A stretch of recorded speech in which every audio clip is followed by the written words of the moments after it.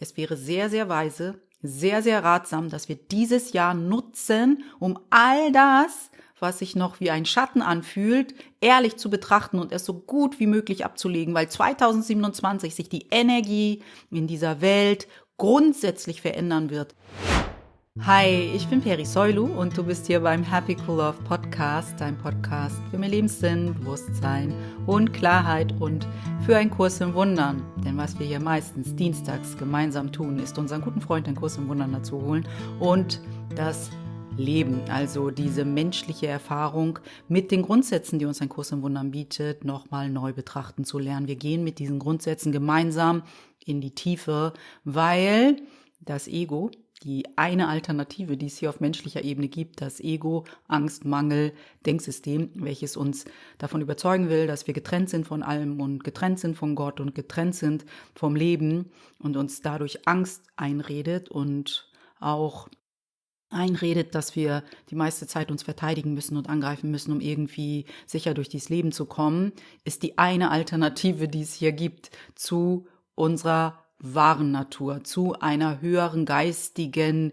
Ebene, die uns genauso gut hier begleiten kann, wenn wir es denn so wollen. Also, diese Grundsätze, die uns ein Kurs im Wundern gibt, vertreten diese höhere geistige Ebene. Und sobald das Ego uns ruft, was im Alltag oft genug vorkommen kann, haben wir durch dieses Training, denn ein Kurs im Wundern ist ein Training für unseren Geist, auf einmal eine Entscheidung zu treffen. Gehen wir mit der Angst und dem Ego-Denksystem oder gehen wir mit der Liebe und dem Verständnis und dieser höheren geistigen Ebene? Und jedes Mal, wenn wir uns für diese höhere geistige Ebene entscheiden, treffen wir auch eine Wahl für eine andere Art, durch dieses Leben zu gehen. Und auf einmal, oder vielleicht dauert es auch einen Augenblick, merken wir, dass unser Leben sich ganz anders gestaltet hier in unserem menschlichen Dasein, als es früher der Fall war. Wir sind weniger ängstlich, wir sind glücklicher, zufriedener, wir sind weniger gereizt, wir sind weniger angreifbar und wir haben mehr Verständnis für uns und unsere Umwelt und dadurch entsteht ein Frieden in uns, beziehungsweise wir können auf einmal wieder diesen Frieden spüren, der uns wahrlich ausmacht, weil ein Kurs im Wundern hilft uns, dass wir uns wieder mit dieser Wahrheit, die genauso in uns ist wie das Ego-Denksystem, wieder zu verbinden. Und das löst Frieden aus und Gelassenheit und Ruhe und ein Gefühl von Reichtum, was mit Geld gar nicht zu erreichen ist. Nicht, dass du kein Geld haben sollst, bitte hab Geld, das ist nicht mein Problem und darauf will ich gar nicht hinaus, sondern wahrer Reichtum, wahre Fülle entsteht nicht dadurch, dass du Geld von außen in dein Leben holst. Sie entsteht von innen nach außen, so wie alles, was wirklich zählt, von innen nach außen entsteht. Und ein Kurs im Wundern zeigt uns diesen Weg von innen nach außen. Und ein Ego-Denksystem zeigt dir, was du vermeintlich im Außen dazu holen musst, damit du dich hier auf menschlicher Ebene vermeintlich sicher fühlst. Du kannst dich auch immer wieder überprüfen, wie gut hat's für mich funktioniert, dem Ego und seiner Idee, wo Erlösung, Reichtum, Glück und Zufriedenheit zu finden ist. Wie gut hat das bis dato für mich geklappt? Die Wahrscheinlichkeit, wenn du ehrlich mit dir bist, und Ehrlichkeit ist so wichtig bei diesem Prozess mit dem Kurs, die Wahrscheinlichkeit, wenn du ehrlich mit dir bist, ist gen Null. Es hat nicht funktioniert. Das Ego-Denksystem hat mich immer wieder enttäuscht. Die Frage ist, wie oft wollen wir uns noch vom Ego enttäuschen lassen, bis wir endlich den erhabensten Satz aussprechen können, den es im Ego-Denksystem gibt, nämlich es muss einen anderen Weg geben, es muss mehr als dieses Denksystem geben. Und das ist, wenn Werke wie ein Kurs im Wundern dich finden. Ein Kurs im Wundern ist nicht die einzige Variante, wie du zurück nach innen gehst, aber es ist ein Weg und es ist vor allem, ich sag mal, es ist mein Hauptweg. Ich habe natürlich noch andere Quellen, die ich nutze. Und das ist mir auch immer super wichtig, andere Quellen zu nutzen. Und meine feste Überzeugung ist ja, dass der Kurs mich zu diesen anderen Quellen führt. Es ist nicht so, dass ich verwirrt darüber bin, ob der Kurs jetzt das Richtige für mich ist. Also für mich gilt diese Exklusivität mit dem Kurs nicht, die manche Schülerinnen und Schüler von einem Kurs im Wundern propagieren, dass sie, seit sie den Kurs haben, nur noch mit dem Kurs gehen und es nichts anderes für sie gibt und alles andere irgendwie nicht so wichtig ist. Das mag für jemanden hinhauen, für mich haut es nicht hin, weil jeder hat seinen individuellen Weg zurück in die Tiefe seines Geistes. Und für mich ist es immer wieder so, dass ich davon überzeugt bin, dass der Kurs mich auf andere Quellen aufmerksam macht, die mich mit dem Kurs noch tiefer bringen. Muss für dich nicht so sein. Für mich ist es auf alle Fälle so. Und deswegen, ein Kurs im Wundern ist ein Weg zurück nach Hause, nicht der Weg zurück nach Hause. Also sobald wir wieder irgendwie so eine Doktrin aus dem Kurs machen, weiß ich nicht, wie liebevoll es ist. Also heute in der Folge, ich weiß es gar nicht, sind wir bei 338 vom Happy Cool Love Podcast. Ich müsste das mal nachschauen. Ich hoffe, das war die richtige Zahl. Wollen wir gemeinsam ein paar Dinge verknüpfen. Beziehungsweise ich will sie verknüpfen und ich hoffe, sie sind dir dienlich und ich freue mich wie immer, dass du mir deine Zeit schenkst, weil ich weiß, die Intro war jetzt schon wieder so ein bisschen lang. Was wir machen wollen oder was ich für dich machen will, ist, dass ich wieder mal das Revue passieren lasse, was in den letzten Tagen so bei mir oben auflag. Und natürlich ist es immer noch der Zustand der Welt, wenn wir nach draußen gucken, auch wenn es jetzt nicht in unserer unmittelbaren Umgebung ist, auch wenn wir die Welt betrachten, bemerken wir, es ist ziemlich unruhig. Da ist ganz viel Transformation zugange. Und ich frage mich natürlich immer, wie kann ich noch dienlicher sein? Wie kann ich noch mehr in meinem kleinen Umfeld dafür sorgen, dass diese Transformation schneller passiert, will ich jetzt nicht mal sagen, aber dass ich weniger Feuer oder Öl ins Feuer gieße, will ich jetzt mal sagen, weil im Kleinen wie im Großen, das, was sich bei dir im Kleinen ereignet, wird sich im Großen irgendwie spiegeln. Also versuche ich natürlich, zu mir zurückzukehren und ganz ehrlich hinzuschauen, wo habe ich noch nicht vergeben, weil jetzt ist es aus meiner Sicht mehr denn je nötig, dass wir da ganz, ganz klar Licht drauf scheinen, ganz, ganz klar in die Tiefe gehen und super ehrlich mit uns sind. Es ist keine Zeit mehr für sich selbst hinters Licht führen, mit sich selbst nicht ehrlich sein können. Wir haben keine Zeit mehr dafür. Wir haben echt diesen Luxus nicht mehr aus meiner Sicht. Aber das ist mein Gefühl für die Dinge. Jeder darf ja sein Gefühl dafür haben. Und interessanterweise habe ich einen Podcast mit Richard Rudd gehört. Richard Rudd ist ja der Begründer der Genschlüssel und der hat gesagt, dass das Jahr 2026 das Jahr der sich schließenden Tür ist. Ich glaube, das habe ich hier auch schon einmal erwähnt, aber ich habe diesen Podcast gerade letztens wieder gehört am Wochenende und dort redet er über dieses Jahr der sich schließenden Tür 2026 und seine Empfehlung für uns alle ist, und ich finde, Richard Rudd ist wirklich weise, also es gibt wenig Menschen, von denen ich sage, sie sind weise. Richard Rudd gehört zu dieser Kategorie Mensch, Seele für mich. Er sagt, es wäre sehr, sehr weise, sehr, sehr ratsam, dass wir dieses Jahr nutzen, um all das, was sich noch wie ein Schatten anfühlt, ehrlich zu betrachten und es so gut wie möglich abzulegen, weil 2027 sich die Energie in dieser Welt grundsätzlich verändern wird. Das, was wir die letzten 400 Jahre als die normale Energie in unserer Welt empfunden haben, und jeder von uns ist nicht 400 Jahre alt. Das heißt, das, was wir in diesem Leben als normal empfunden haben, der Kontext, der durch diese Energie entstanden ist, so wie Globalität, dass wir alle miteinander irgendwie doch, also alle Länder miteinander verbunden sind, unsere Wirtschaftssysteme miteinander verbunden sind, dass wenn in den USA was daneben läuft, wir das auch in Europa zu spüren kriegen und all diese Verträge, die wir stillschweigend miteinander haben, ob es jetzt mit Banken zu tun hat und dass die unser Geld aufbewahren oder eine Regierung uns leitet und dass es einfach so viel größer ist als nur eine lokale Sache, wie unser Leben sich gestaltet, dass das ab 2027 immer weniger Energie haben wird. Richard Rudd vergleicht das in diesem Podcast also das Jahr 2026 ist wie, als wenn man ein altes Auto fährt und man weiß, man kann es nur noch bis zu einer bestimmten Zeit fahren, also macht man den Tank nochmal voll und drückt voll aufs Gaspedal. Und das ist, was wir gerade in der Welt sehen. Dieses völlig außer Rand und Band. Wir drücken nochmal oder wer auch immer drückt nochmal richtig aufs Gaspedal und gibt nochmal richtig Gas mit dem Ego und mit dem Chaos in dieser Struktur und in diesem Kontext, weil ab dem nächsten Jahr ist die Energie dafür nicht mehr da. Sie verändert sich wirklich grundsätzlich. Und er schlägt vor, leg alle Schatten, weil bei den Genschlüssel gibt es eine Schattenfrequenz, das ist die Ego-Frequenz, die Angstfrequenz. leg sie so gut du kannst ab, sei wirklich ehrlich mit dir und nutz dieses Jahr so gut wie möglich. Ich übersetze das mal in die Kurssprache für die Vergebung. Sei richtig ehrlich mit dir, richtig klar mit dir, wo du noch nicht vergeben hast. Und dann bin ich noch über was anderes gestolpert. Ich höre manchmal Paul Selig zu. Das ist ein Amerikaner, der channelt, würde ich jetzt mal sagen. Also er hört eine Stimme, die er The Guides nennt, also die Führer. Und die geben ihm immer wieder Botschaften durch. Er ist sehr, sehr bodenständig dabei. Also ich finde ihn sehr sympathisch, falls du ihn dir mal anschauen willst. Er macht es natürlich auf Englisch. Paul Selig ist der Name und er hat einen ganz wundervollen YouTube-Kanal.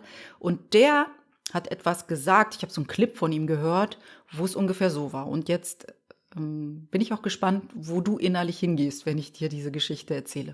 Er hat gesagt, wenn du einen Berg hochgehst und dort ist eine Höhle und in diese dunkle Höhle gehst du und dann stell dir vor, dass in dieser dunklen Höhle du der Person begegnest und jeder weiß von uns auch, wer das für uns ist, dass du der Person begegnest, der du am wenigsten in diesem Leben begegnen willst.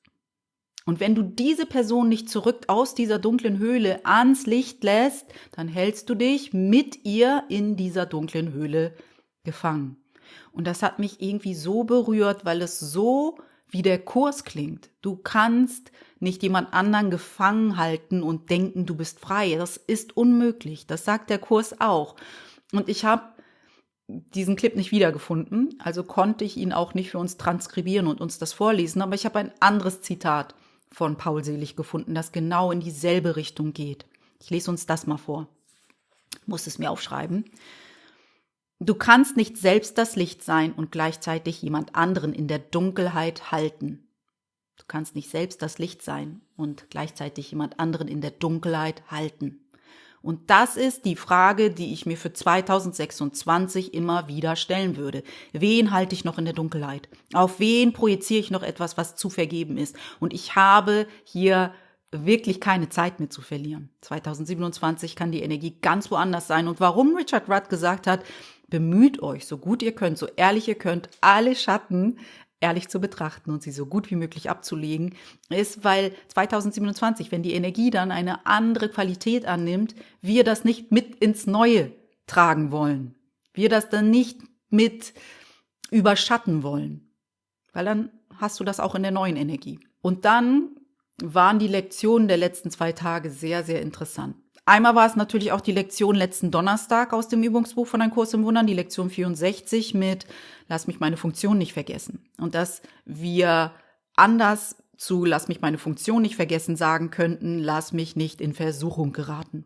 Und das ist, glaube ich, das, wo wir alle immer wieder stolpern. Wir geraten in Versuchung zu verurteilen.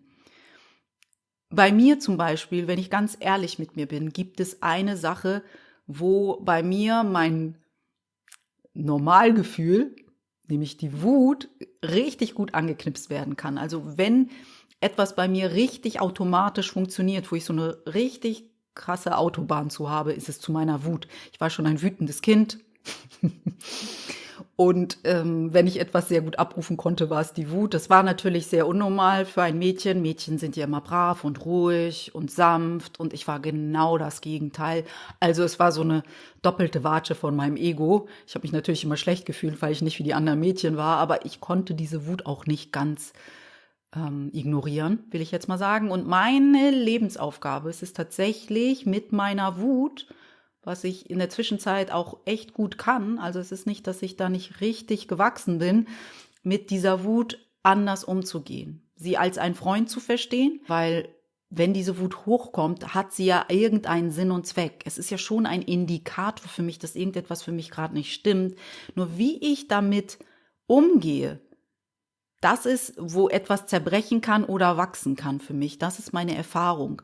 Und so habe ich meine Wut als Freund verstanden. Also es ist nicht etwas, wofür ich denke, dass ich mich schämen muss oder sonstiges oder wofür ich unehrlich sein muss. Meine Wut kommt heute immer noch hoch. Die Frage ist, wie gehe ich damit um? Und sie ist bei weitem nicht mehr so, wie sie früher war. Und viele andere Dinge haben mir auch geholfen, Freundschaft mit meiner Wut zu schließen, zum Beispiel Human Design. mit dem System. Und das ist alles nur diese menschliche Ebene. Ne? Das ist natürlich nicht meine wahre Natur. Meine wahre Natur hat all diese Labels nicht. Aber ich als Peri in dieser menschlichen Hülle, in diesem Lerninstrument, bin im Human Design ein Manifestor. Ein Manifestor hat als Ego-Ausdruck seine Wut. Er weiß sein Nicht-Selbst, ich glaube, so nennen das die Human Designer, ist die Wut. Und für mich hat das echt geholfen, dass ich wusste, okay, ich habe in diesem Leben irgendwie als Peri in diesem Lerninstrument ein Thema mit Wut. Und jetzt kann ich das für mich nutzen oder nicht. Ich kann es ignorieren, ich kann darüber hinwegsehen, ich kann so tun, als wäre sie nicht da. Aber dann gehe ich nicht durch die Angst zurück wieder ins Licht, sondern ich gehe um die Angst herum. Ich versuche sie zu meiden. Also meine Wut ist für mich wie so ein Indikator. Und dann kann ich sagen, Wut ist dasselbe wie Groll.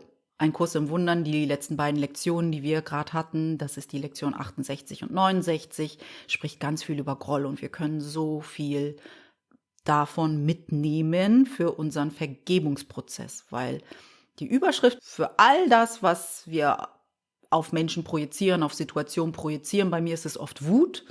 Meistens entsteht die Wut gerade, wenn ich das Gefühl habe, Menschen belügen sich und mir ist ganz klar, dass sie sich belügen, aber sie sind unerreichbar für mich, dann denke ich so, okay, ich merke da noch so einen Anflug von Wut, aber meine Aufgabe ist es zu vergeben. Und dann, wenn ich bemerke, und das ist halt, aber dafür darfst du auch immer wieder dankbar sein. Dafür übe ich auch immer Dankbarkeit, weil ich sehe dann, die helfen mir, die Welt hilft mir zu sehen, was noch zu vergeben ist. Also ich merke gar nicht, dass ich unehrlich bin und manchmal muss ich vielleicht auch überprüfen, wo habe ich noch einen Hauch von Unehrlichkeit mit der Außenwelt, sondern Unehrlichkeit bringt mich in die Wut, das heißt in den Groll. Und was macht Groll? Da lesen wir gleich später nochmal ein bisschen. Was macht Groll? Groll lässt mich vergessen, was mein wahres Selbst ist. Dann gehen wir wieder zu dieser Lektion 64. Lässt mich meine wahre Funktion vergessen, lässt mich in Versuchung geraten. Was lässt dich in Versuchung geraten? Was ist es? Was darfst du noch vergeben und ablegen? Also, meine Wut lässt mich in Versuchung geraten. Da werde ich immer so ein bisschen, ich merke das, selbstgerecht mit der Welt. Denk so, warum sehen die das denn nicht? Ist doch voll klar, dass sie sich belügen. Aber natürlich ist es für sie ein ganz anderer Schnack. Natürlich haben sie eine andere Wahrnehmung. Ich bin ja nicht Gott. Was weiß ich, wann Menschen zu ihrer Selbstlüge aufwachen sollen? Warum denke ich das zu wissen? Wer bin ich? Und da halt für mich meine Vergebungsarbeit mit Unehrlichkeit, die ich im Außen wahrnehme, ist eher, dass ich mir selbst vergebe und das ist, wo ich lande, dass ich wieder in Versuchung geführt worden bin, dass ich wieder meine einzige Funktion in dieser Welt vergessen habe. Weil ich denke, es ist wichtiger, sich darüber aufzuregen, dass jemand sich selbst belügt. Als wenn Gott das übersieht. Als wenn Gott nicht weiß, wann diese Person zu ihren Selbstlügen aufwachen soll. Als wenn Gott nicht immer bereit ist, reinzugrätschen, wenn man ihm nur die kleinste Möglichkeit lässt. Also sehr interessant, wo mein Ego dann mit mir hin will. Und da sich immer wieder zu stoppen und zu sagen, Peri, segne, lass los und kehr zu deiner einzigen Funktion zurück, weil deine Wut will dich genau davon ablenken. Manchmal ist es natürlich auch so, dass man ein Gespräch mit einer Person suchen kann und sagen kann, weißt du, ich habe das Gefühl, das ist, was ich bei dir beobachte und bei mir kommt es so und so an. Was denkst du? Und wenn du merkst, die Person ist dafür nicht offen, dann ist wieder die Aufgabe, zu segnen und loszulassen. Du hast dein Bestes versucht, ihr vielleicht zu helfen, etwas klarer zu sehen. Wenn sie es jetzt nicht annehmen kann, wird es dafür einen sehr guten Grund geben. Und du darfst wieder dich um deine einzige Funktion kümmern, nämlich dich an deine Wahrheit zu erinnern, dich an deine wahre Natur zu erinnern, dich an deine Verbindung mit Gott zu erinnern, weil nur so bist du mächtig. Wenn ich mich aufrege darüber, dass jemand sich selbst belügt, habe ich recht vielleicht in dieser kleinen Welt des kleinen Menschen, aber dafür habe ich die Größe meiner Wahrheit geopfert. Ich habe mich selbst verraten. Das ist nämlich auch ein Satz aus der Lektion 68, die gestern dran war. Ich habe mein Selbst verraten. Lass mich nicht wieder in Versuchung geraten, mein Selbst in Großbuchstaben zu verraten, nur damit ich recht habe, dass jemand sich auf menschlicher Ebene belügt. Mein Gott, so ist es. Wir haben uns alle schon mal belogen. Und dann gibt es noch eine Kategorie, wo ich merke, meine Wut springt an. Wie gesagt, ich bin so glücklich über meinen Entwicklungsprozess mit dem Thema Wut. Ist wirklich für mich ein Lebensthema. Also, das Zweite, wo meine Wut anspringt und wo ich weiß, hey, das ist 2026 eine meiner größten Aufgaben, ist, dass ich immer wieder, wenn Männer, alte weiße Männer sind es meistens, über unseren Kopf entscheiden, wer schon wieder Erlösung braucht, wer schon wieder von ihnen angeblich gerettet werden muss. Es gibt natürlich immer diesen offiziellen Grund und dann gibt es ganz viele unoffizielle Gründe, aber es ist, glaube ich, die Geschichte der Menschheit, wo der weiße Mann durch die Welt geht und dann irgendwo ankommt, wie damals in vermeintlich Amerika und sagt, hier, das ist ein neues Land. Als wenn da noch nie jemand gelebt hätte, so. Als wenn die Menschen, die dort indigen gewesen sind, die indigenen Völker, nur auf den weißen europäischen Mann gewartet hätte, der dort seinen Fuß auf die Erde setzt und sagt so, ich werde euch zeigen, wie man zivilisiert lebt. Und ich habe das Gefühl, diese Kolonialisierung, die wir seit immer kennen, hat auch in unserer modernen Zeit kein Ende gefunden. Die industrialisierten Länder gehen irgendwo hin, wo es barbarisch ist, wo die Leute gar nicht klarkommen und spielt sich als Retter auf. Oh, was da meine Wut alles mir erzählen will. Ist richtig interessant. Aber ich darf ja nicht vergessen, wir dürfen alle nicht vergessen, dass diese Menschen, diese Brüder für uns da sind als Projektionsfläche. Das ist ja nicht so, dass sie ohne einen Kontext existieren. Wir bedingen uns ja gegenseitig. Wenn ich vergebe, was es da zu vergeben gibt, wenn ich sie aus dieser dunklen Höhle ans Licht bringe, um mich daran zu erinnern, dass wir alle denselben Auftrag haben, nämlich zurück zu Gott zu kehren, dass wir alle ans Licht gehören, weil wenn ich sie in dieser dunklen Höhle lasse, dann bin ich auch in dieser dunklen Höhle und damit ist es niemandem geholfen, dann kann sich da vielleicht auch etwas verschieben. Dann muss es vielleicht diese Inkarnation und diese Rollen und diese Archetypen von diesem weißen, alten Mann, der denkt, er hätte jedem was zu sagen, er könnte die Welt kolonialisieren, er könnte alles an sich reißen, er kann mit allem durchkommen, dann müsste es ihn vielleicht auch nicht mehr geben. Er erfüllt ja nur eine Rolle, die wir alle noch brauchen, weil es für jeden von uns in diese Richtung, was auch immer es ist, etwas zu vergeben gibt. Und für mich ist es so, dass ich diese Übung ausführe, dass ich alle wieder ins Licht bringe. Alle. Weil wenn ich sie nicht ins Licht bringe, dann bin ich auch nicht im Licht und dann bin ich nicht wirklich dienlich und bin nicht wirklich ein Wunderwirkender. Jemand, der Gottes Auftrag hier auf Erden vollbringt, will ich jetzt mal sagen. Und es klingt jetzt ein bisschen pompöser, als es ist.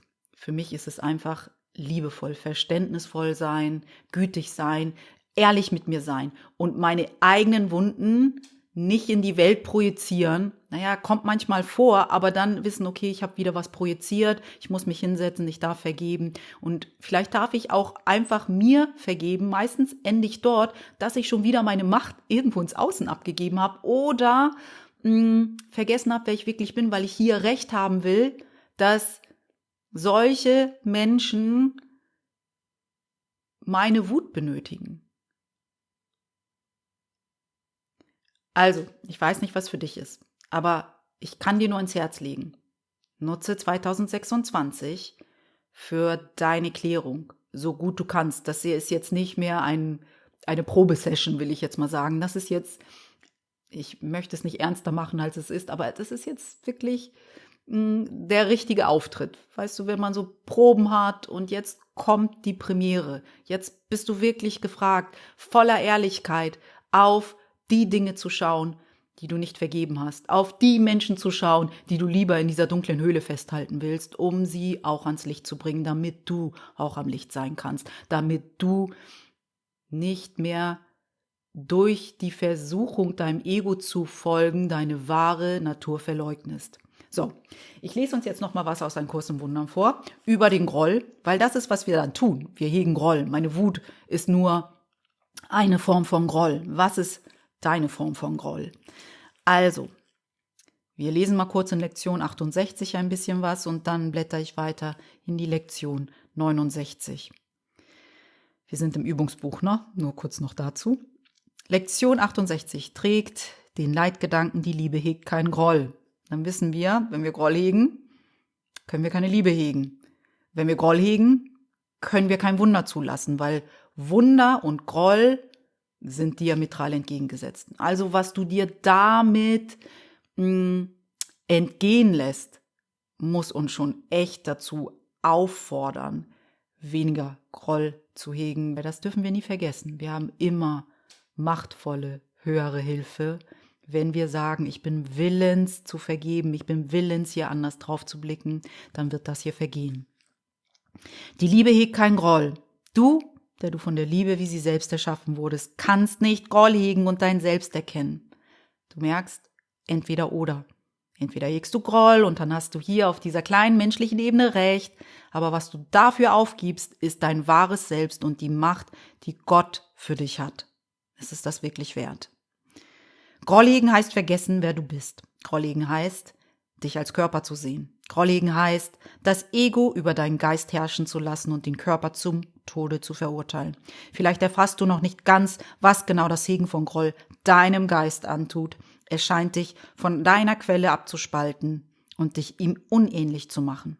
Es macht dich glauben, dass er, also Gott, so ist, wie du meinst, dass du seist geworden. Denn niemand kann sich seinen Schöpfer anders vorstellen, als er selbst ist. Also wenn wir das hier so lesen, dann macht es auch Sinn, warum wir in manchen Religionen einen Gott haben, der so ganz gruselig ist und urteilsbehaftet, weil wir aus dem Ego-Denksystem Dinge auf Gott projizieren, die Gott nicht ist. Gott ist Liebe. Gott will dein vollkommenes Glück. Und wenn wir Gott noch nicht so sehen, dann haben wir Arbeit zu tun. Das sagt uns ja nur was über uns selbst aus. Weil wenn wir das auf Gott projizieren, muss da irgendein Aspekt in uns sein, den wir noch nicht vergeben haben. In der Lektion 68 bekommen wir eine ganz wundervolle Aufgabe, nämlich alle Menschen, ohne Ausnahme, als Freunde zu betrachten. Sage zu ihnen allen, indem du der Reihe nach an jeden einzelnen von ihnen denkst, von denen, die dich dazu verführen, vielleicht noch nicht vergeben zu wollen. Ich möchte dich als meinen Freund sehen, damit ich mich erinnere, dass du ein Teil von mir bist und damit ich mich endlich selbst erkenne. So ein bisschen wie das, was wir von Paul Selig gerade gelesen haben. Ich kann nicht selber im Licht stehen, wenn ich jemand anderen in der Dunkelheit halte. So, wir gehen jetzt mal weiter zur Lektion 69. Mein Groll verbirgt das Licht der Welt in mir.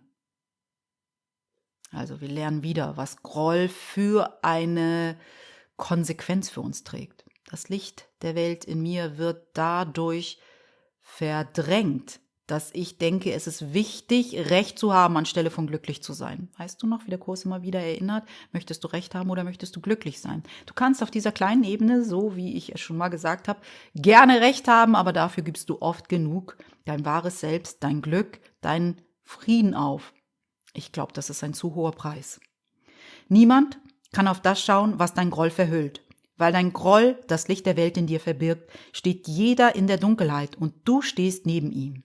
Wenn aber der Schleier deines Grolls gelüftet wird, wirst du mit ihm befreit. Teile jetzt deine Erlösung mit ihm, der neben dir stand, als du in der Hölle warst. Er ist dein Bruder im Licht der Welt, das euch beide erlöst. Ich höre mal auf, hier zu lesen. Die Folge ist auch schon lang genug. Und ich danke dir wie immer, dass du hier warst mit mir und habe eine kurze Bitte an dich, dass wenn dir dieser Podcast gefällt, wenn du Nutzen aus ihm ziehst, bitte lass mir ein Like da, einen Kommentar da oder teile diese Folge gerne mit jemandem, der vielleicht auch vom Inhalt profitieren könnte. Das hilft mir sehr für diesen Podcast. Ansonsten freue ich mich natürlich über dein Feedback hier unter dem YouTube-Video oder bei Spotify, denn ich möchte auch gern wissen, was in dir vorgeht. Welchen Groll möchtest du 2026 endlich hinter dir lassen? Oder was auch immer du gerade fühlst, denkst, oben aufliegt, nachdem du mir hier zugehört hast. Ich freue mich, wenn du das mit mir teilen magst. Ansonsten hab eine ganz wundervolle Restwoche. Wir hören uns nächsten Dienstag wieder. Pass bis dahin gut auf dich auf. Deine Peri.